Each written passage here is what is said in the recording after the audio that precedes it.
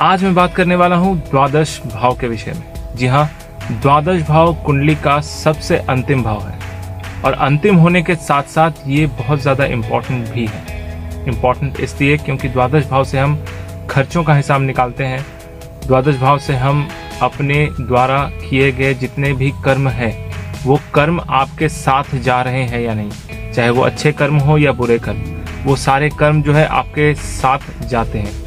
मतलब कर्म का जो फल है वो आपके साथ जाते हैं। द्वादश भाव जो है वो विदेशों से रिलेशन रखता है, यानी आपका संबंध विदेशों से है या नहीं, कौन सी दिशा में या कौन सी दिशा की देश में आप जाएंगे, वहां पर तरक्की करेंगे, उस विषय में हम द्वादश भाव को देखते हैं।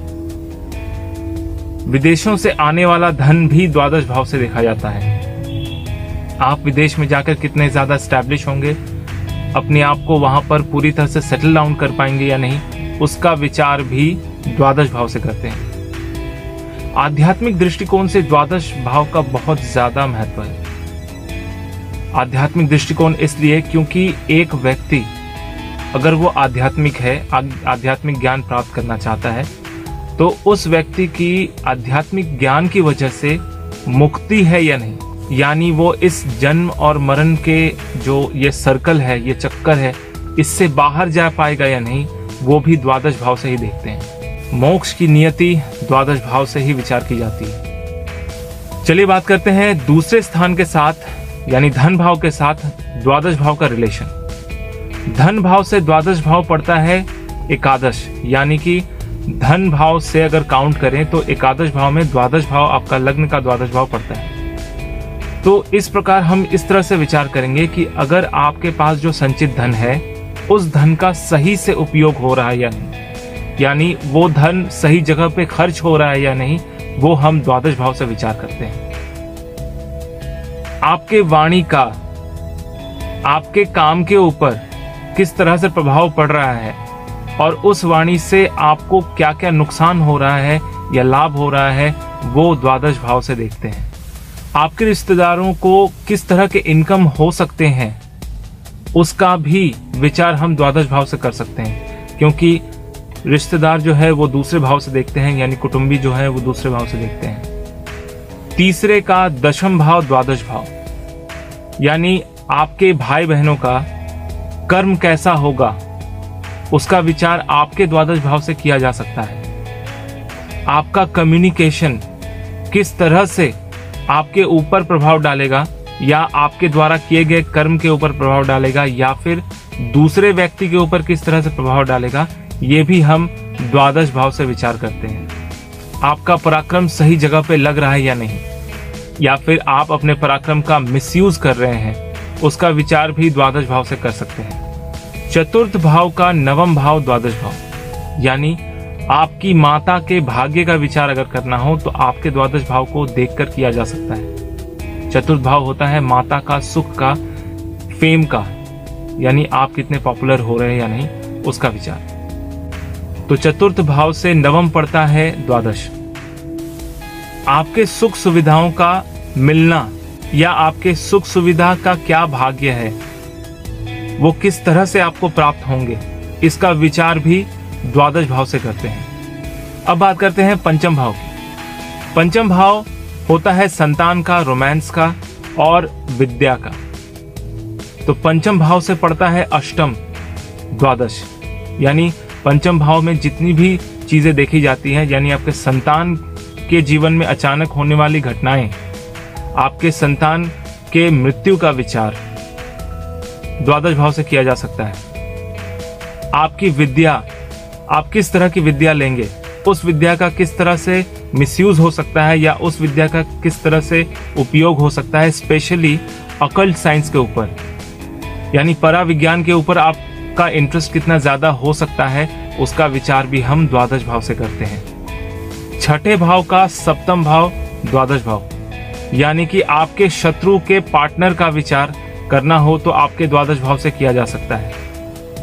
रोग, रण और रिपु, यानी अगर कोई बीमारी है, वो बीमारी आपको किस हद तक आपके साथ रहेगी या किस हद तक आपको नुकसान पहुंचाएगी, या फिर किस हद तक आपको उस ओर मतलब तबीयत जो खराब हो जाने के बाद हम रिकवरी पीरियड पे रहते हैं, या कितना फास्ट रिकवरी कर सकते हैं या कितना धीमा रिकवरी कर सकते हैं, उसका विचार भी हम द्वादश भाव से कर सकते हैं।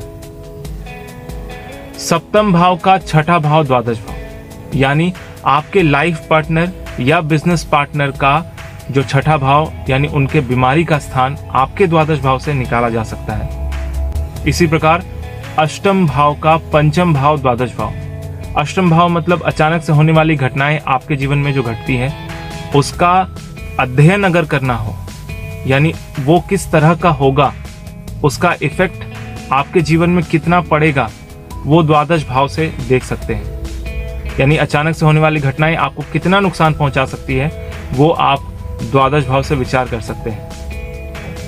अगर जो लोग अकल्ट साइंस में विश्वास करते हैं या इंटरेस्ट है, वो इस विद्या के ऊपर अगर पारंगत होना चाहते हैं तो अपना द्वादश भाव जरूर देख लें, क्योंकि अकल्ट साइंस 8वें भाव से होता है। नवम भाव का चतुर्थ भाव द्वादश भाव, यानी आपके भाग्य का सुख, यानी आपका भाग्य किस हद तक आपके साथ रहेगा, किस तरह के भाग्य के साथ आप जीवन व्यतीत करेंगे, वो डिपेंड करता है द्वादश भाव से। आपका धर्म आपको आपके मोक्ष की तरफ ले जा रहा है या नहीं, उसका विचार भी आप कर सकते हैं द्वादश भाव से। दशम भाव का तीसरा भाव द्वादश भाव। दशम भाव होता है कर्मों का, आपके पिता का, यानी आपके पिता के छोटे भाई बहनों के विचार में जानना है तो आपका द्वादश भाव काफी हेल्प करेगा। आपके कर्म का पराक्रम, यानी आपके कर्म का प्रभाव किस तरह से हो रहा है, इसका विचार भी आप द्वादश भाव से निकाल सकते हैं। एकादश भाव का दूसरा स्थान होता है द्वादश, यानी एकादश स्थान होता है बड़े भाई का, लाभ का, आपके मित्रों का, आपके जीवन में होने वाले प्राप्तियों का। आपके जीवन में जो भी आप प्राप्त करते हैं उस प्राप्ति का क्या संचय है, उसका विचार हम द्वादश भाव से करते हैं। आप जो भी, जैसे अगर धन लाभ करते हैं, उस धन का किस तरह से आप उपयोग करते हैं, किस जगह पे खर्च करते हैं, उसका विचार भी हम द्वादश भाव से करते हैं। आपके बड़े भाई के कुटुंबी, यानी आपके बड़े भाई अगर जो उम्र में बड़े हैं, उनके कुटुंबी यानी उनके रिश्तेदार आपके रिश्तेदार हुए। कुछ रिश्तेदार ऐसे हैं जो उनके विवाह के बाद बनते हैं, उनका विचार अगर करना हो तो आपके द्वादश भाव से किया जा सकता है। अपने मित्रों का संचय, यानी वो जो धन संचय करते हैं, उसका विचार भी द्वादश भाव से किया जा सकता है। तो इतने सारे जीवन के पहलू हैं जिसका विचार हम कुंडली के किसी एक भाग से कर सकते हैं। इसी तरह मेरे पिछले वीडियोस में भी मैंने पूरी तरह से एक्सप्लेन किया है, किसी एक पर्टिकुलर हाउस या भाव की वजह से हम बहुत सारे एस्पेक्ट्स को देख सकते हैं। तो अगर आपको ये वीडियो अच्छा लगा हो तो जरूर कमेंट कीजिएगा, लाइक कीजिएगा, शेयर कीजिएगा।